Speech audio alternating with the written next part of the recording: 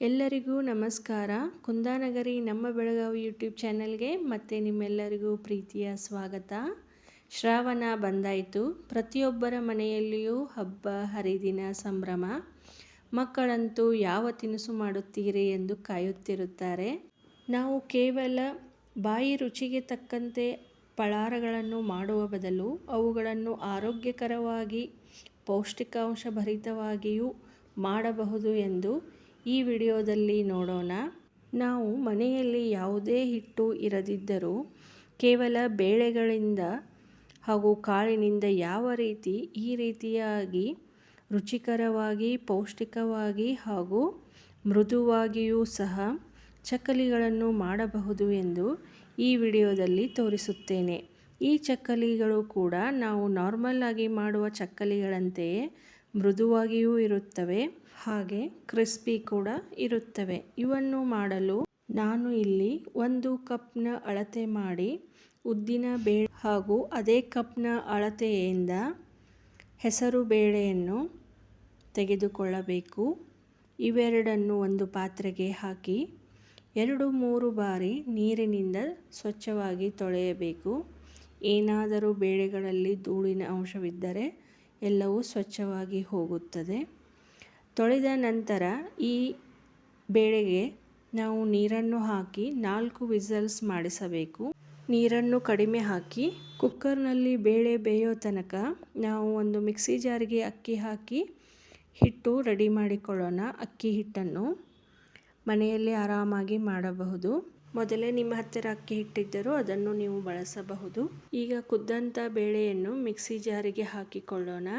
ನೀರನ್ನು ಕಡಿಮೆ ಹಾಕೋದ್ರಿಂದ ಈ ರೀತಿ ಕಾಳುಗಳು ಬೇಯುತ್ತವೆ, ಅಂದರೆ ಬೇಳೆಗಳು ನೀರಿನ ಅಂಶ ಉಳಿಯೋದಿಲ್ಲ. ನಂತರ ಇದನ್ನು ಮಿಕ್ಸಿಗೆ ಹಾಕಿ ರುಬ್ಕೊಳ್ಳಿ.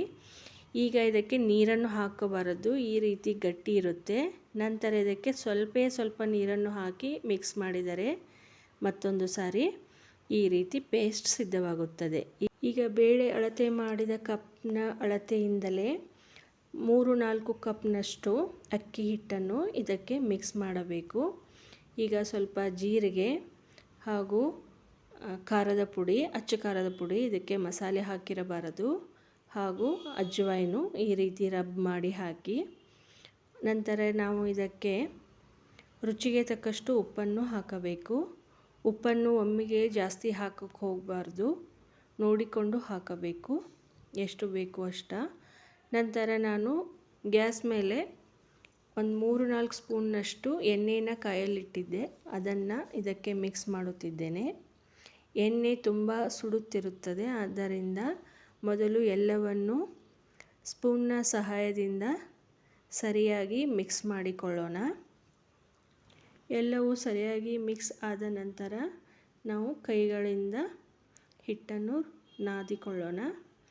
ಹಿಟ್ಟು ನಾವು ಯಾವ ರೀತಿ ಚಕ್ಕಲಿ ಮಾಡಲು ಹಿಟ್ಟನ್ನು ನಾದುತ್ತೇವೋ ಅದೇ ರೀತಿ ನಾದಬೇಕು. ನಿಮಗೆ ಹಿಟ್ಟು ಬಹಳ ತಿಳು ಅನಿಸುತ್ತಿದ್ದರೆ ಇನ್ನೂ ಸ್ವಲ್ಪ ಅಕ್ಕಿ ಹಿಟ್ಟು ಅಥವಾ ಕಡಲೆ ಹಿಟ್ಟನ್ನು ಕೂಡ ಹಾಕಬಹುದು ಬೇಕನ್ನುವರು. ಈ ರೀತಿ ಚಕ್ಕಲಿ ಹಿಟ್ಟು ಸಿದ್ಧವಾಗುತ್ತದೆ. ಇದಕ್ಕೆ ನೀರಿನ ಅವಶ್ಯಕತೆ ಇಲ್ಲ. ನಾವು ಬೇಳೆಯ ಪೇಸ್ಟ್ ಮಾಡಿದ್ದೀವಲ್ಲ, ಅದೇ ಪೇಸ್ಟ್ನಲ್ಲಿಯೇ ಈ ರೀತಿಯಾಗಿ ಚಕ್ಕಲಿ ಹಿಟ್ಟು ಸಿದ್ಧವಾಗುತ್ತದೆ. ಈಗ ನಾವು ಒಂದು ಕಡಾಯಿಗೆ ಎಣ್ಣೆ ಹಾಕಿ ಕಾಯಲು ಇಡೋಣ. ಎಣ್ಣೆ ಕಾಯುವವರೆಗೂ ಚಕ್ಕಲಿಗಳನ್ನು ಸಿದ್ಧ ಮಾಡಿಕೊಳ್ಳೋಣ. ಈ ಚಕ್ಕಲಿಗಳು ನಾವು ಮಾಡುವ ನಾರ್ಮಲ್ ಚಕ್ಕಲಿಗಳಿಗಿಂತಲೂ ಇನ್ನೂ ರುಚಿಯಾಗಿ ಬಂದಿವೆ. ನಾನು ಮಾಡಿದ್ದೇನೆ, ನೀವು ಒಂದು ಸಾರಿ ಟ್ರೈ ಮಾಡಿ. ನನ್ನ ಮಗಳು ನಾನು ಹಾಕುತ್ತೇನೆಂದು ಹಾಕಲು ಹೋಗಿ ಈ ರೀತಿ ಬಂದವು, ಪರವಾಗಿಲ್ಲ. ನಂತರ ನಾನು ಕೂಡ ಸಿದ್ಧ ಮಾಡಿಕೊಂಡೆನು. ಈ ಚಕ್ಕಲಿಗಳಲ್ಲಿ ಉದ್ದಿನ ಬೇಳೆ, ಹೆಸರು ಬೇಳೆ ಹಾಗೂ ಅಕ್ಕಿ ಹಿಟ್ಟು ಜೊತೆಗೆ ಬೇಕೆನ್ನುವವರು ಸ್ವಲ್ಪ ಕಡಲೆ ಹಿಟ್ಟನ್ನು ಕೂಡ ಮಿಕ್ಸ್ ಮಾಡಿದರೆ ಬಹಳ ರುಚಿ ಇರುತ್ತದೆ. ಎಣ್ಣೆ ಕಂಪ್ಲೀಟಾಗಿ ಕಾದಿದ ನಂತರ ಇದಕ್ಕೆ ಒಂದೊಂದಾಗಿ ಚಕ್ಕಲಿಗಳನ್ನು ಬಿಡೋಣ. ಚಕ್ಕಲಿ ಬಿಡುವ ಸಮಯದಲ್ಲಿ ಗ್ಯಾಸ್ನ ಫ್ಲೇಮನ್ನು ಕಂಪ್ಲೀಟಾಗಿ ಸ್ಲೋ ಮಾಡಬೇಕು.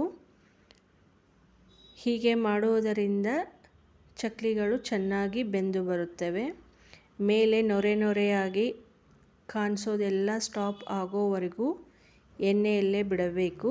ನಂತರ ಈ ರೀತಿ ಚಕ್ಲಿಗಳನ್ನು ತೆಗೆದಿಟ್ಕೊಂಡು ತಿಂದರೆ ಗರಿ ಗರಿಯಾದ ರುಚಿಕರವಾದ ಚಕ್ಲಿಗಳು ಸಿದ್ಧವಾಗುತ್ತವೆ.